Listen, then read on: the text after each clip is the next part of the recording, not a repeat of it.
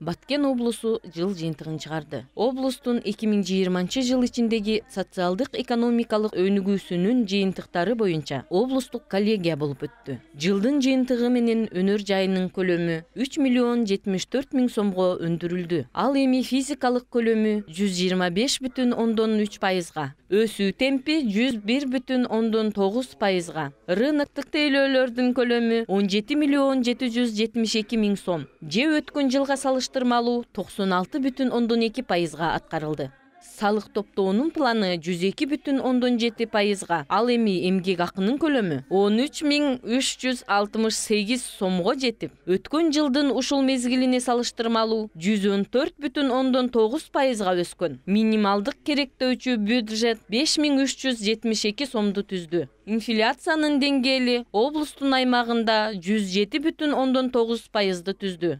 Жаңы түзүлгөн жумушчу орундардын саны 2020 жыл ичинде 4506 жумушчу орунду түздү. Же былтыркы жылга салыштырганда 106,5%га көбөйгөн. Түзүлгөн жумуш орундарын тармактар боюнча алып караганда, айыл чарбасында 412 жумушчу орун, ишканалардын өздүк каражаттарынын эсебинен 509 жумушчу орун, кичи жана орто бизнес өнүктүрүүдө 364 жумушчу орун, жергиликтүү бюджеттин эсебинен 122 жумушчу орун, чет элдик каражаттар эсебинен 70, жеке ишкерлердин каражаттар эсебинен 504 жумушчу орун, республикалык бюджет эсебинен 2275 жумушчу орундар түзүлдү. Саламаттыкты сактоо тармагында болсо, 2020 жыл ичинде областта коронавирус инфекциясын эске албаганда дээрлик бардык жугуштуу оорулар 2 эсе азайган. Облыста өткөн жылы 14 саламаттыкты сактоо мекемеси курулуп, 24 тез жардам унаасы берилди. Ал эми 76 миңден ашуун адам